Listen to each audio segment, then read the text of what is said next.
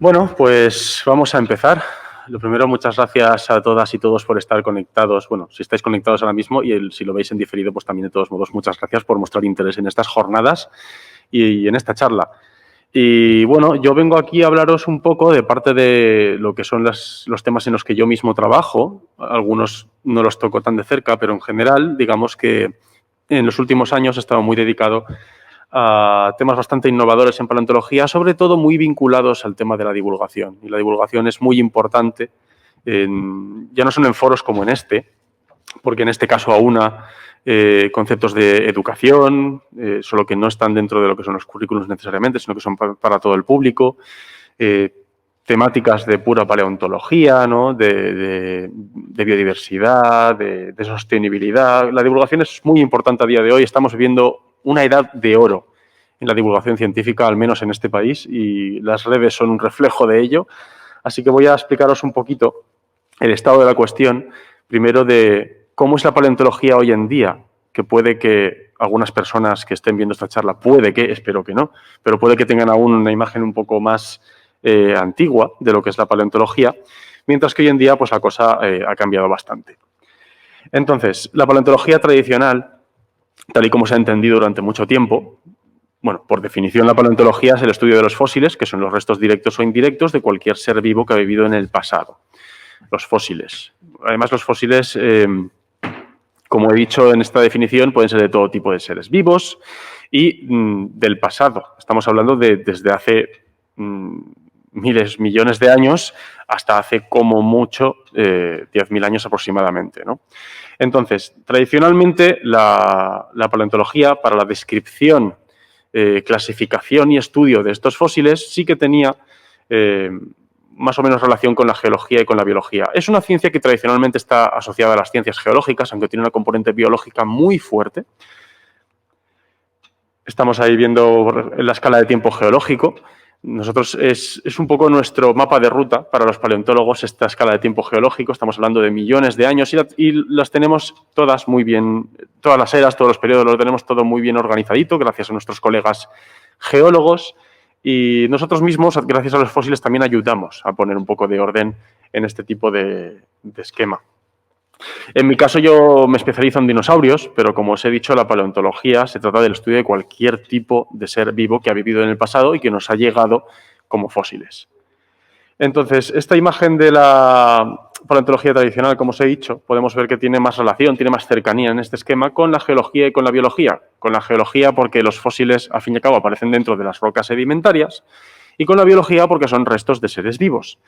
De manera que podemos ver que hay una cierta relación entre lo que es la paleontología pura, tradicional, por así decirlo, la geología y la biología. Pero hasta ahora parecía que las otras ciencias iban un poco en paralelo, a su aire, ¿no? Como si no se cruzaran en ningún momento. Pero estamos viendo un momento desde hace unas pocas décadas en la que se ha complicado todo mucho, para nuestro bien, es una complicación buena, y ha estallado un multiverso de posibilidades en el que de repente tenemos aplicaciones de muchísimas ciencias para la paleontología que no podíamos haber soñado. O sea, sin ir más lejos, yo de niño no podía ni imaginarme lo que nos iba a venir encima en los estudios de paleontología. ¿Y esto qué es? Interdisciplinaridad. Ahora mismo se puede estar estudiando paleontología a través de la física, a través de la bioquímica, a través de química, de isótopos. Se puede estudiar de muchas maneras. Los estudios en los últimos años, en las últimas décadas, los estudios de dinosaurios han dado un vuelco. Hemos pasado de tener una imagen de los dinosaurios como seres torpes, tontos y condenados a extinguirse a tener una imagen de animales completamente bien adaptados a su medio y que si se fueron no fue porque estuvieran condenados a extinguirse, no fue porque eran inútiles. Tenemos restos muy abundantes de dinosaurios que eran ágiles, eran gráciles, estaban muy adaptados a su medio de alguna manera, no son la típica imagen de un animal mastodóntico, torpe, muy pesado. Esa imagen ya la hemos abandonado por completo, en parte gracias a estas nuevas investigaciones. Tenemos evidencias sólidas de lugares de anidamiento, de cuidado parental, de cuidado de las crías de algunos grupos de dinosaurios.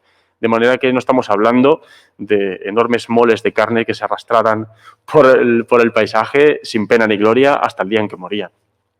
Y gracias incluso al estudio microscópico de sus huesos, vemos que tendrían un metabolismo alto, comparable al nuestro, al de los mamíferos o al de las aves.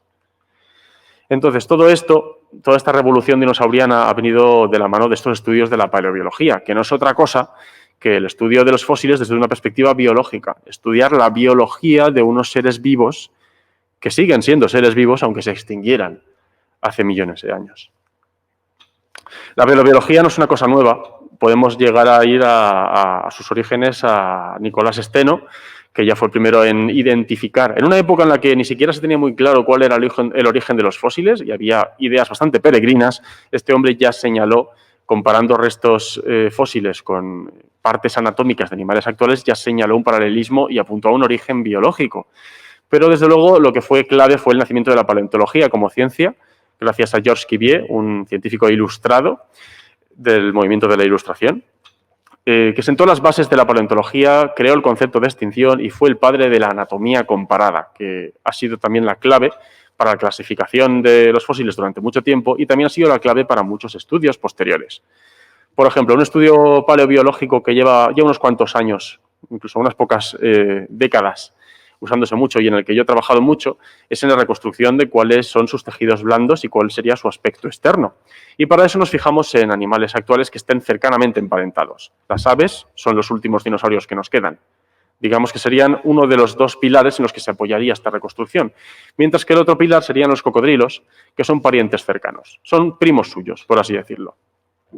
Gracias al estudio anatómico de ejemplares vivos o actuales, de ahí que estemos haciendo pura biología en estos estudios, podemos llegar a identificar los puntos de inserción de muchos grupos musculares, tendones, ligamentos y correlacionarlos con la anatomía de estos dinosaurios, de manera que podemos dejarlos de ver como meros huesos y empezar a reconstruir cómo sería su musculatura.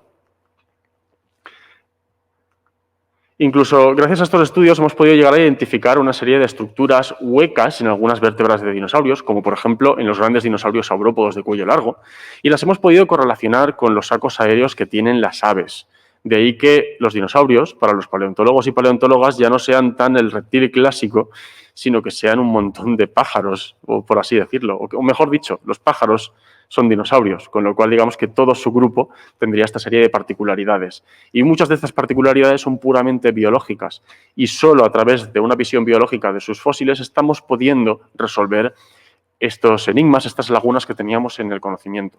Porque si no, porque iban a tener huecos y cámaras, vértebras de unos animales que podían medir más de 20 metros y que aparentemente eran enormes animales pesados. Pues ahora sabemos que era porque tenían ya un sistema de sacos aéreos y que las aves simplemente lo heredaron. Y bueno, hemos podido llegar a reconstruir un poco hasta cuál es la evolución de este tipo de caracteres puramente biológicos. Hemos hecho también estudios, como ya he adelantado un poquito, sobre su crecimiento y metabolismo, gracias a que durante la fosilización, al contrario de la imagen más o menos popular que se tiene de que todos los fósiles son piedras, por decirlo de una manera clara y que sea muy común, en realidad la realidad es mucho más compleja. En realidad el hueso sigue siendo tan hueso como al principio, solo que ha sufrido una transformación a nivel químico, pero que no afecta la estructura. De ahí que podamos observar el crecimiento del hueso. Y de ahí que podamos llegar a identificar huesos infantiles, huesos juveniles, huesos adultos, y así poder llegar a identificar individuos que acaban de salir del huevo o que hace pocos meses que salieron del huevo, 1 añito, 2 añitos, individuos jóvenes en un crecimiento activo o incluso individuos que ya han parado de crecer o individuos ya senescentes, ¿no? Que ya estarían, que ya habrían vivido muchísimos años y que a ver cuántos les podían quedar. Hemos podido hacer inferencias sobre el metabolismo. Esto, por ejemplo, es de un estudio nuestro en el que identificamos una serie de huecos en osteodermos, que son unos huesos dérmicos que tienen a modo de pseudoarmadura estos dinosaurios saurópodos de finales del Cretácico. Identificamos unos huecos en su interior, los pudimos correlacionar con absorciones de calcio que ocurren en cocodrilos, también en sus osteodermos, durante la formación de las cáscaras de huevo en las hembras. Es una hipótesis de trabajo, por supuesto. No hemos podido viajar en el tiempo y ver si esto era así, pero podemos llegar a hacer inferencias así sobre su metabolismo, sobre su biología, y en los últimos años hemos vivido una revolución todavía mayor gracias al descubrimiento de restos de biomoléculas en el registro fósil. Hasta hace quizá 20 años hablar de biomoléculas fósiles era ciencia ficción. Parecía que más allá de la ficción de Parque Jurásico esto era todo imposible. Sin embargo, estamos llegando a identificar trazas de biomoléculas, se ha podido secuenciar colágeno, se han encontrado también trazas de algo reactivo de lo que fue ADN en su momento del Cretácico, se ha identificado colesterol también del Jurásico. Estamos viendo un momento en el que, como decía al principio, interdisciplinarmente puedes estar trabajando en química, en análisis químicos y estar haciendo paleontología. Hasta el punto de que eso, o sea, se han identificado hasta glóbulos rojos, ¿no? Estamos viendo un momento en el que los paleontólogos que venimos de las ramas de biología estamos como de repente todavía más orgullosos, ¿no? De que estamos barriendo para casa de una manera increíble. La revolución va mucho más allá. Estamos pudiendo llegando a saber cosas que hasta ahora eran imposibles de saber. Por ejemplo, el color. Yo que, por ejemplo, me dedico también a hacer reconstrucciones en vida de los dinosaurios, los colores a día de hoy, hasta hace poco, los hacíamos con base ecológica. Pensábamos en qué lugar ocupaba este animal en el ecosistema y lo pintábamos de una manera dependiendo de esto. Pero estamos teniendo de repente evidencia sólida de color, al menos en muchos dinosaurios emplumados, gracias a que los orgánulos que portan los pigmentos, los melanosomas, son característicos del pigmento que llevan y se pueden observar al microscopio. Y así se han podido llegar a hacer estudios de qué clase de pigmentos tendrían las plumas de algunos dinosaurios y hacer reconstrucciones que, una vez más, son hipótesis de trabajo, aunque ya muy soportadas en evidencia muy sólida, de cómo sería la coloración de algunos de estos dinosaurios. Y esto, hace 20 años, era también ciencia ficción. Incluso en algún dinosaurio no emplumado, sino escamoso, como este Borealopelta, que es un dinosaurio completamente acorazado, se han encontrado trazas de los pigmentos. Se ha podido estudiar parte de su tejido blando y se ha podido proponer cuál sería su coloración e incluso hacer inferencias ecológicas de por qué este animal tendría esta coloración en el ambiente en el que vivía con la presencia de depredadores. Y de ahí que tengamos por fin reconstrucciones con un color que también está basado al menos en datos científicos. Sin duda, la mayor revolución que ha llegado a la paleontología y a la paleobiología en general en los últimos años ha sido con la fotogrametría, porque hasta ahora cuando queríamos hacer, por ejemplo, un escaneado de un esqueleto, tenías que llevar un escáner 3D detrás y así podías llegar a tener pues, modelos tridimensionales de fósiles y trabajarlos cómodamente desde tu ordenador y extraerle mucha información. Pero llevar un escáner detrás es muy pesado. Con la fotogrametría lo que se hace es sacar un montón de fotografías en todos los ángulos posibles de este objeto y luego procesarlo en el ordenador y obtener un modelo tridimensional. Y gracias a esta facilidad de llevar una cámara buena en tu mochila y poder hacer escaneos de esta manera, estamos pudiendo llegar a hacer reconstrucciones esqueléticas virtuales y poder contrastar hipótesis, probar cuál sería realmente la articulación de los esqueletos, las posturas que podían adoptar.